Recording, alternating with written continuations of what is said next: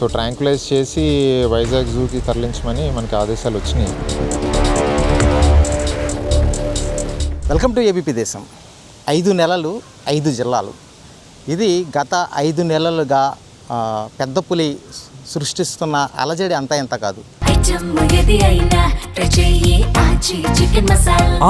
Chicken masala ప్రధానంగా ఇది ఏలూరు జిల్లా పరిధిలోకి వచ్చే బుట్టాయిగూడెంలో కనిపించినటువంటి దాని కదలికలు కనిపించినటువంటి పెద్ద పులి, ఆ తర్వాత ఏజెన్సీ ప్రాంతమైనటువంటి పోలవరం జిల్లాలను, తర్వాత అల్లూరి సీతారామరాజు జిల్లాలను, తర్వాత తూర్పుగోదావరి, తర్వాత కాకినాడ, ఇలా 5 తర్వాత మండపేటలో చిక్కడం, అక్కడ నుంచి మళ్ళీ పోలవరం ఫారెస్ట్లో వదిలిపెట్టడం, తర్వాత పాపికొండల రిజర్వ్ ఫారెస్ట్లో వదిలిపెట్టడం, తర్వాత మళ్ళీ ఎంటర్ అవ్వడం, ఇలా 5 నెలలుగా 5 జిల్లాల ప్రజలను వణికిస్తున్నటువంటి పెద్ద పులి ప్రస్తుతం ఇంకా కూడా ప్రజలను భయభ్రాంతులకు గురి చేస్తుంది.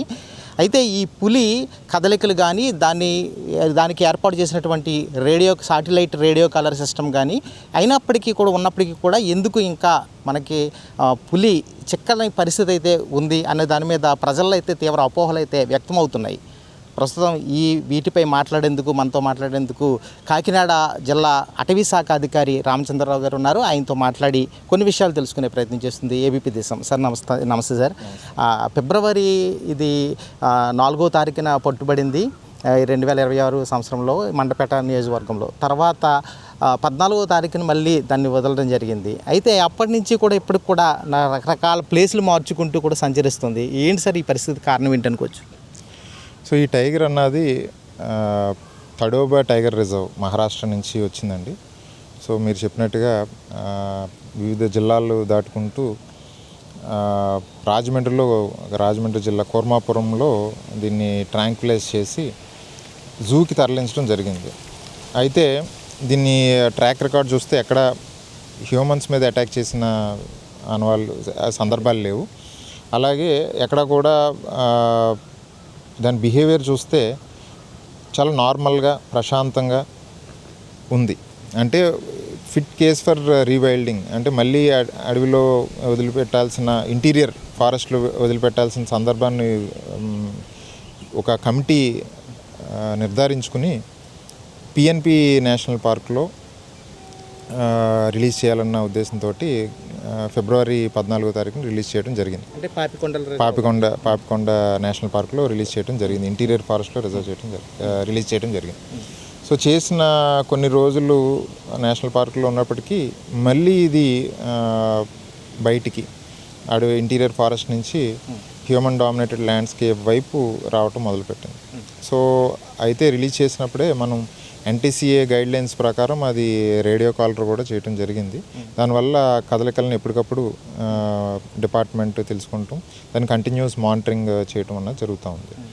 సో ఎప్పుడైతే హ్యూమన్ డామినేటెడ్ ల్యాండ్స్కేప్ వైపు వస్తుందో ఇమీడియట్గా డిపార్ట్మెంట్ ఒక నిర్ణయం తీసుకుంది, దీన్ని ట్రాంక్యులైజ్ చేసి మళ్ళీ జూకి తరలించాలని. సో దానికి సంబంధించి అన్ని అనుమతులు డిపార్ట్మెంట్ వైపు నుంచి అన్నీ వచ్చేసినాయి. అలాగే దీనికి సంబంధించి హనుమాన్ టీమ్స్ కూడా రిక్వైర్మెంట్ బట్టి ప్లేస్ చేయడం జరిగింది. సుమారు 11 పైన హనుమాన్ టీమ్స్ కూడా ఎప్పటికప్పుడు ఈ పులి ఎక్కడైతే తిరుగుతుందో దాన్ని మానిటర్ చేయటానికి, అలాగే ట్రాంక్యులైజ్ చేయటానికి అవకాశం చూసుకుని ట్రాంక్యులైజ్ చేయటానికి కంటిన్యూస్గా టైగర్ని వెంబడించడం జరుగుతూ ఉంది. సో గత మార్చి నెల 9వ తారీఖు నుంచి 18వ తారీఖు వరకు కాకినాడ జిల్లాలో టైగర్ మూమెంట్ మనం అందరం చూసాము. ముందుగా ఏలేశ్వరం మండలం, తర్వాత ప్రతిపాడు మండలం, తర్వాత శంకవరం మండలం, దాదాపు అన్నవరం వరకు వచ్చి మళ్ళీ అది వెనక్కి వెళ్ళిపోయి పోలవరం జిల్లా, అక్కడి నుంచి రాజమండ్రి జిల్లా, గోదావరి క్రాస్ చేసుకుని ఏలూరు జిల్లా, మళ్ళీ గోదావరిని క్రాస్ చేసుకుని రాజమండ్రి వైపు, అటువైపు నుంచి మళ్ళీ పోలవరం జిల్లా. ప్రస్తుతం పోలవరం జిల్లా అడ్డతీగల మండలంలో ఏలేరు రిజర్వాయర్ దగ్గరలో ఉన్నది. సో కొంత వదంతులు కూడా వచ్చినాయి, కాకినాడ జిల్లాలోకి మళ్ళీ ఎంటర్ అయిందని వచ్చింది. సో ఇమీడియట్గా డిపార్ట్మెంట్ దీనికి సంబంధించి మీడియా వారికి కూడా ఇన్ఫర్మేషన్ ఇవ్వటం, అక్కడ ప్రజల్లో కూడా అవగాహన కల్పించడం జరిగింది. ఇంకా టైగర్ అన్నది కాకినాడ జిల్లాలోకి ఎంటర్ అవ్వలేదు, బట్ ఎంటర్ అయ్యే అవకాశం ఉంది. ఎందుకంటే చూస్తే అది ఏ ట్రాక్లో అయితే వెళ్తూ ఉందో మళ్ళీ అదే ట్రాక్ని ఫాలో అవుతూ ఉంది. గతంలో తిరిగిన ప్రదేశాలని అది మళ్ళీ రీవిజిట్ చేస్తూ ఉంది. సరే, ఇది చిన్న విషయం. ఇంతవరకు మనుషులపై అటాక్ చేయకపోయినప్పటికీ కూడా ఇది ప్రధానంగా కూడా ఈ పశువులు అంటే ఆవులపైన ఎక్కువ టార్గెట్ చేస్తున్న పరిస్థితి ఉంది. అంటే ఇది జనావాసాలకు అలవాటు పడిన పరిస్థితి నేపథ్యంలోనే వెళ్ళట్లేదు అనుకోవచ్చు. అంటే అది హ్యూమన్ డామినేటెడ్ ల్యాండ్స్కేప్స్కి పూర్తిగా భయపడుతున్నట్టు కనిపించట్లేదు. అవాయిడ్ చేస్తుంది కానీ తిరిగి మళ్ళీ ఇంటీరియర్ ఫారెస్ట్కి వెళ్ళి కొంత వెళ్తుంది, మళ్ళీ తిరిగి వెనక్కి వచ్చేస్తుంది. సో ఈ సందర్భాలు మనం చూస్తూ ఉన్నాం, దీన్ని బిహేవియర్ మనం అబ్జర్వ్ చేస్తూ ఉన్నాం. అందుకనే దీన్ని ట్రాంక్యులైజ్ చేసి జూకి తరలించాలన్నది మనకి స్పష్టమైన ఆదేశాలు వచ్చినాయి. దాని తగ్గట్టే మేము సన్నద్ధతో ఉన్నాం. కానీ సులభంగా ఈ దొరికే వేట గురించి అంటారా? అవునండి. సో దీని హంటింగ్ బిహేవియర్ చూసినప్పుడు కూడా ఒక ప్రొఫెషనల్గా అంటే ఒక రెగ్యులర్ నార్మల్ టైగర్ ఏ విధంగా అయితే హంటింగ్ స్కిల్స్ ఉంటాయో దీనికి అది కనిపించట్లేదు. సో ఈజీ ప్రేకి క్యాటిల్ అయితే ఈజీగా దానికి ఆహారం అందుతుంది కాబట్టి, అదే ఇంటీరియర్ ఫారెస్ట్లో అనుకోండి ఒక 4-5 అటెంప్ట్లు చేస్తే అది సక్సెస్ఫుల్గా దాన్ని హంట్ ఉంటుంది. సో ఇక్కడ అది చేయలేక మేబీ క్యాటిల్ ఈజీగా ప్రే ఉంటుంది కాబట్టి ఆహారం దొరుకుతుంది కాబట్టి వాటిని అటాక్ చేసి తింటా ఉంది. సో ఇది కూడా కంప్లీట్గా విలేజెస్లోకి వచ్చేసి హంట్ చేయటం అన్నది మనం చూడట్లేదు. సో ఫారెస్ట్కి ఆనుకున్న ఉన్నటువంటి ఎక్కడైతే పంట పొలాలు అక్కడ కట్టేసినటువంటి క్యాటిల్ లేకపోతే అక్కడ వదిలేసినటువంటి క్యాటిల్ మీద అటాక్ జరుగుతూ ఉంది. సో ప్రజల్లో కూడా అవగాహన, అక్కడ ఉన్న గ్రామస్తులు అవగాహన కల్పించాము. సో ఎక్కడైతే టైగర్ మూమెంట్ ఉన్న ప్లేస్లో క్యాటిల్ని వారు సెక్యూర్ చేసుకోవాలి. అది నైట్ టైము పూర్తి లైట్లతోటి పకడ్బందీగా ఏర్పాట్లు చేసుకుంటే ఖచ్చితంగా అటువైపు రాకుండా అవాయిడ్ చేస్తూ ఉంటుంది. అట్ ది సేమ్ టైం ఇప్పటివరకు ఎందుకు ఇక్కడ కాకినాడ జిల్లాలో ట్రాంక్యులైజ్ గత మార్చి నెలలో వచ్చినప్పుడు ఎందుకు ట్రాంక్యులైజింగ్ అవ్వలేదు అంటే ఎన్నోసార్లు చాలా క్లోజ్గా వచ్చాం టైగర్ని ట్రాంక్యులైజ్ చేయటానికి, మొత్తం ఇవ్వటానికి ఆ టీమ్స్ అన్ని చాలా దగ్గరగా వచ్చాయి. కాకపోతే ఏంటంటే టైగర్ పూర్తిగా హ్యూమన్ డామినేటెడ్ ల్యాండ్స్కేప్ వైపు రాలేదు. అంటే మన కోర్మాపురంలో జరిగిన విధంగా ఇక్కడ లేదు. ఓకే, ఇక్కడ కొండ ప్రాంతాలు ఉంది. సో కొంత రోజులో కొంత భాగం, ఎక్కువ భాగం కొండ ప్రాంతంలో ఉంటుంది. కిందకి దిగి ఏదో ఒక వైపు నుంచి దిగి అక్కడ క్యాటిల్ని అటాక్ చేయడం, మళ్ళీ కొండ ప్రాంతంలోకి వెళ్ళిపోవటం. సో ఎక్కడా కూడా పూర్తిగా హ్యూమన్ డామినేటెడ్ ల్యాండ్స్కేప్లో లేదు. అలా ఉండుంటే ఈ పార్టీకి ట్రాంక్యులైజేషన్ అన్నది జరిగింది. అది రావటం, క్యాటిల్ని అటాక్ చేయడం, మళ్ళీ కొండ ప్రాంతంలోకి వెళ్ళిపోవటం, ఈ విధంగా ఉండటం వల్ల ఇప్పటివరకు అది ట్రాంక్యులైజింగ్కి అవకాశం అన్నది మనకి రాలేదు. ట్రాంక్యులైజింగ్కి ఖచ్చితంగా మీరు చెప్పినట్టు అనుమతులు కావాలంటున్నారు. అది ఇటువంటి పరిస్థితులు అంటే ఎలా తెచ్చుకునే అవకాశం ఉంది ఫారెస్ట్ డిపార్ట్మెంట్? ఆల్రెడీ అనుమతులు అన్నీ వచ్చేసినాయి అండి. ట్రాంక్యులైజ్ చేయడానికి అనుమతులన్నీ వచ్చినాయి. సో ట్రాంక్యులైజ్ చేసి వైజాగ్ జూకి తరలించమని మనకి ఆదేశాలు వచ్చినాయి. అయితే ట్రాంక్యులైజ్ చేయటానికి మనం కొన్ని నియమాలు పాటించాల్సి ఉంటుంది. సో అది ఫారెస్ట్లో ఉన్నప్పుడు మనం ట్రాంక్యులైజ్ చేయలేం. ఓకే, అది పాసిబిలిటీ కూడా ఉండదు. రెండోది వాటర్ బాడీస్ దగ్గర ట్రాంక్యులైజ్ చేయలేం. అంటే వాటర్ బాడీస్ దగ్గర ట్రాంక్యులైజ్ చేస్తే ఏమవుతుందంటే అది మత్తు వన్స్ ఇంజెక్షన్ ఇచ్చిన తర్వాత పొరపాటున వెళ్ళి వాటర్ బాడీలో పడితే దానికి ప్రమాదం జరుగుతుంది. సో కొన్ని నియమ నిబంధనలు ఉంటాయి. సో అది అనుసరించి ట్రాంక్యులైజ్ చేయాలి. సో ఆ నియమాలతోటి ఇబ్బంది అన్నది ఏం కాదు. పూర్తిగా అది హ్యూమన్ డామినేటెడ్ ల్యాండ్స్కేప్లో లేకపోవడం వల్లే మనం ఇప్పటివరకు కూడా ట్రాంక్యులైజేషన్కి సక్సెస్ అవ్వలేదు. Sir, radio collar, satellite radio collar కూడా ఏర్పాటు చేశారు అధికారులు. అయినప్పటికీ కూడా వైఫల్యం చెందుతున్నారు. దీన్ని కూడా ఎక్కడున్నది అనేది కరెక్ట్ లొకేషన్ చెప్పలేకపోతున్నారని ప్రజల నుంచి విమర్శలు వస్తున్నాయి. దాని గురించి ఎలా మీరు చెప్పగలరు? ఖచ్చితంగా మనకి ఇన్ఫర్మేషన్ అయితే శాటిలైట్ కాలర్ ద్వారా పక్కా ఇన్ఫర్మేషన్ వస్తుంది, ఎక్కడి నుంచి ఇటు వెళ్తుంది అన్నది మనకు ఉంది. కానీ పూర్తి అన్ని సమాచారాలని మనం ప్రజలకి ఇమీడియట్గా ఇస్తే ఏమవుతుందంటే వాళ్ళు ప్యానిక్ అవుతారు. ఓకే, ఫర్ ఎగ్జాంపుల్ మాకున్న సమాచారం ప్రకారం గత రాత్రి ఏమన్నా ఒక విలేజ్లోకి ఎంటర్ అయ్యి అంటే దగ్గరలోకి వెళ్ళి మళ్ళీ వెనక్కి వెళ్ళిపోయింది అనుకోండి, వెనక్కి వెళ్ళిపోయి వేరే ప్లేస్కి వెళ్ళిపోయింది. ఇంకా ఆ విలేజ్లో మళ్ళీ ఇప్పుడు వాళ్ళకి అక్కడ మీ దగ్గర వరకు వచ్చింది లేకపోతే మీకు ఆ ప్లేస్లో వరకు వచ్చిందంటే అన్నెసరిగా ప్యానిక్ ఉంటుంది వాళ్ళకి. ఇంకా వాళ్ళు ఆందోళన చెందాల్సిన అవసరం లేనప్పుడు మనం ఆ ఇన్ఫర్మేషన్ షేర్ చేసి అన్నెసరిగా వాళ్ళని ప్యానిక్ చేయాల్సిన అవసరం లేదు. ఎటువైపు వెళ్ళొచ్చు, ఇప్పుడు ఎక్కడ ఉంది, ఎటువైపు వెళ్ళొచ్చు, దీని మీద మనకి దృష్టి ఉంటుంది. ఆల్రెడీ ట్రావెల్ చేసేసిన లొకేషన్స్ గురించి ఇన్ఫర్మేషన్ షేర్ చేయటం వల్ల ప్రజల్లో భయాందోళనలు తప్ప వేరే టైగర్కి కానీ లేకపోతే ప్రజలకు కానీ ఏ విధమైన ఉపయోగం ఉండదు మన మేనేజ్మెంట్లో. సో అక్కడ ఆ ఇన్ఫర్మేషన్ మనం అవసరం లేదు కాబట్టి షేర్ చేయాల్సిన నెసిటీ లేదు కాబట్టి అది ఉంది. కానీ నార్మల్గా ఇప్పుడు ఎక్కడ ఉంది, ఏ లొకేషన్లోకి, ఏ విలేజెస్లోకి వెళ్తుంది అన్నది మనం ఫీల్డ్లో చెప్తా ఉన్నాము, వాళ్ళందరినీ అలర్ట్ చేస్తూ ఉన్నాము. అయితే కొంత ఏంటంటే ఇది చాలా రోజుల నుంచి ఉంది, ఇంకా ఎందుకు జరగట్లేదు అన్నది. దానికి నేను ఆల్రెడీ చెప్పాను, పూర్తిగా హ్యూమన్ డామినేటెడ్ ల్యాండ్స్కేప్లోకి రావట్లేదు, ఎవరి మీద అటాక్ చేసి సందర్భాలు లేదు, అవాయిడ్ చేసుకుంటూ వెళ్తుంది. సో ఎవరు ఆందోళన చెందవసరం లేదు. మనం ఖచ్చితంగా అది అంతా అన్నీ కూడా ప్రికాషన్స్ తీసుకుని రానున్న రోజుల్లో కొన్ని రోజుల్లోనే దాన్ని ట్రాంక్యులైజ్ చేసి జూకి అయితే తరలిస్తాం. ఇన్ని జిల్లాలు దాదాపు 5 జిల్లాలు పైబడి తిరిగిన పరిస్థితి అయితే ఉంది. రోజుకి ఎన్ని కిలోమీటర్లు ఇది ప్రయాణించే అవకాశం ఉంది? ఇది అలా తిరగడం వలన అనారోగ్యం పాలే అవకాశాలు ఏమైనా ఉన్నాయనుకోవచ్చు. అది దాని పొజిషన్ ఎలా ఉందనుకోవచ్చు? ఇప్పుడు చాలా హెల్తీగా ఉందండి టైగర్. సో టైగర్ అది ఒక్కో రోజు 30 కిలోమీటర్స్, 40 కిలోమీటర్స్, 50 కిలోమీటర్స్ కూడా ట్రావెల్ చేయగలదు.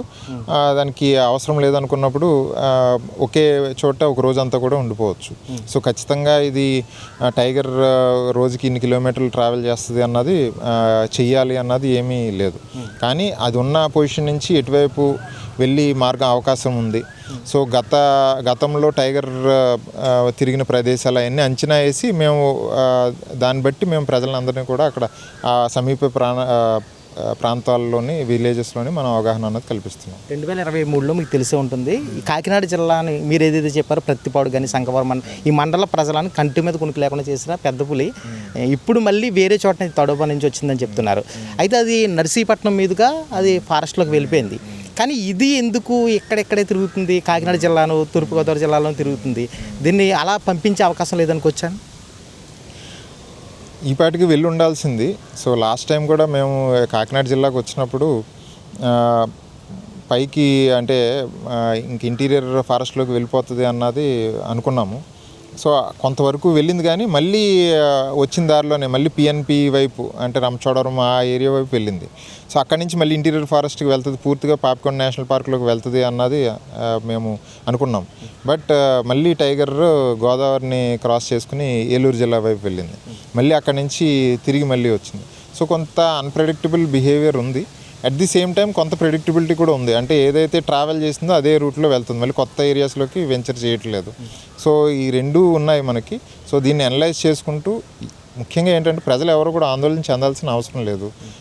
డిపార్ట్మెంటు పూర్తి ఎక్విప్మెంట్ తోటి, స్టాఫ్ తోటి కంటిన్యూస్గా మానిటర్ చేస్తుంది.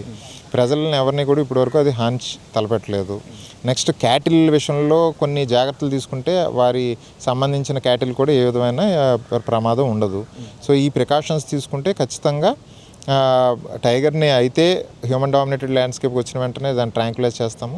లేదు అది మళ్ళీ వెనక్కి వెళ్ళి ఇంటీరియర్ ఫారెస్ట్కి వెళ్ళిపోతుంది, అది న్యాచురల్ హ్యాబిటేట్లోకి వెళ్ళిపోతుంది. చివరిగా సార్, రైతులు చాలామంది కూడా ఇబ్బందులు పడుతున్నారు.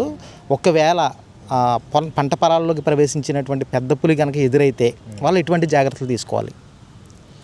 సో మేము ముఖ్యంగా ఏంటంటే అటవీ శాఖ హెచ్చరికలు ఎప్పటికప్పుడు ఇస్తూ ఉంటున్నాం. సో ఏ విలేజెస్ వైపు రావచ్చు అన్నది. సో రైతులు ఏమంటే ముఖ్యంగా టైగర్ మూమెంట్ ఉన్న ప్లేస్లో పొలాల్లోకి వెళ్ళకూడదు ఫస్ట్.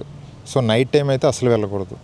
మార్నింగ్ టైం కూడా ఒక్కరిగా కాకుండా గుంపుగా వెళ్తే ఇబ్బంది ఉండదు. అలాగే మాకు సహకరించాలి, ఎందుకంటే ఎక్కడైతే టైగర్ మూమెంట్ ఉందో మేము ఇమీడియట్గా ఎలక్ట్రిసిటీ డిపార్ట్మెంట్ వారికి ఇన్ఫామ్ చేసి అక్కడ ఉన్న పవర్ సప్లై అంతా కూడా, అంటే అగ్రికల్చర్ ఫీల్డ్స్కి పవర్ సప్లై అంతా కూడా డిస్కనెక్ట్ చేపిస్తున్నాం. వారు కొంత ఇబ్బంది పడవచ్చు పవర్ సప్లై డిస్కనెక్ట్ చేసినప్పుడు, కానీ వారి రక్షణ కోసమే మనం ఈ చర్యలన్నీ తీసుకుంటున్నాం. సో యాక్సిడెంటల్ ఎన్కౌంటర్ అంటారు, అనుకోకుండా టైగర్ ఎదురుపడినప్పుడు. సో మ్యాక్సిమం ఏంటంటే టైగర్ ఏ విధంగా చూడొచ్చు, మనము దాన్ని ఏమన్నా హాని తలపెడతామన్నది అది చూడొచ్చు. సో అందుకని మనం ఇమ్మీడియట్గా అక్కడ ఆ ప్లేస్ నుంచి దూరంగా వెళ్ళిపోవటం అన్నది చాలా ఇంపార్టెంట్. సో ఎప్పుడైతే మన హైట్ ఇవన్నీ చూసి టైగరే ఇమ్మీడియట్గా అవాయిడ్ చేస్తుంది. సో కొంచెం అలర్ట్గా ఉండి టైగర్ మూమెంట్ ఉన్న ప్లేస్లో దాన్ని అవాయిడ్ చేసుకుంటూ మనం కూడా కొన్ని రోజులు జాగ్రత్తలు తీసుకుంటే అసలు అలాంటి ఛాన్సే ఉండదు. Thank you sir. Thank you. ఇది పరిస్థితి. ఈ 5 జిల్లాలను వణికిస్తున్నటువంటి పెద్ద పులి విషయంలో మాత్రం ఇప్పటికే కూడా దాన్ని ట్రాంక్యులైజ్ చేయడానికి పూర్తి అనుమతులు అయితే వచ్చాయి. త్వరలోనే ఆ దిశగా కూడా అటవీ శాఖ అధికారులు ప్రయత్నం చేస్తున్నారని కూడా డిఎఫ్ఓ రామచంద్రరావు గారు చెప్తున్నారు. దాంతోపాటు దీన్ని సాధ్యమైనంత వరకు రైతులు చాలా జాగ్రత్తలు వహించాలి. కొన్ని సందర్భాల్లో ఇది జనావాసాల వైపు వస్తున్న నేపథ్యంలో ఖచ్చితంగా కొన్ని జాగ్రత్తలు పాటిస్తూ దాని పరిస్థితి అంటే దాని పరిసర ప్రాంతాలకు వెళ్లకుండా ఉండడమే మంచిదని కూడా ఆయన హెచ్చరిస్తున్నారు. ఏదేమైనప్పటికీ కూడా ఇది సాధ్యమైనంత త్వరలోనే దీనిని పట్టుకునేందుకైతే ప్రయత్నం చేస్తున్నారు. లేదా దాని అటవీ వైపుగా ప్రయాణం కనుక సాగిస్తే అది వెళ్ళిపోతే ఇబ్బంది లేదు, లేకపోతే కనుక అనుమతులు లభించిన నేపథ్యంలో దాన్ని ట్రాంక్విలైజ్ చేయడానికి కూడా సిద్ధంగా ఉన్నామని కూడా అధికారి చెప్తున్నారు. ఇది పరిస్థితి. ఏబీపీ దేశం నుంచి సుధీర్. ఆచి చికెన్ మసాలా